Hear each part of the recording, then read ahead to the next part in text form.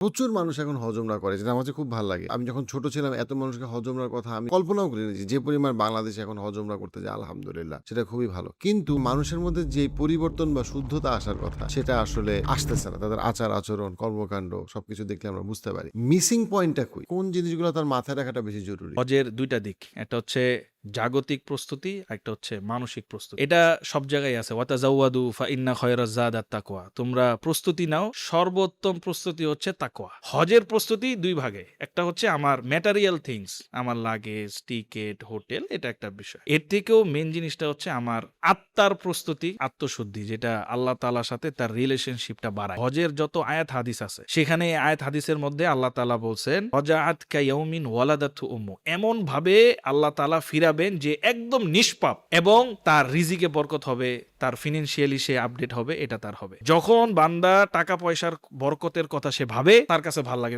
Basically আমার কাছেও ভালো লাগে, ওহ আমি হজ উমরা করবো, আমার টাকা পয়সা বাড়বে, আমার রিজিক বাড়বে, এটা খুব ভালো লাগে। কিন্তু যখন বলে আল্লাহ যে আমার গুনাহকে মাফ করে দিবে, আমি একদম নিষ্পাপ হয়ে যাব, যখন আল্লাহ তাআলা আমাকে মাফ করে দিবেন, আমাকে নিষ্পাপ বানাই দিবেন, তখন বাই প্রোডাক্ট ফ্রি আমার সব কিছু ওপেন হয়ে যাবে। সো মাফের পিছনে আমার তো মেহনত করতে হবে, নিয়তটা ঠিক করতে হবে। জানলা আমি করছি, আমি এটা দিয়ে আজান শুনবো, বাতাসকে আটকায় আমি দেখি, বাতাস বাই প্রোডাক্ট ফ্রি। আমার নিয়ত ঠিক করতে হবে, আমি হজ করতেছি, আল্লাহর সাথে আমার রিলেশনশিপ হয় না।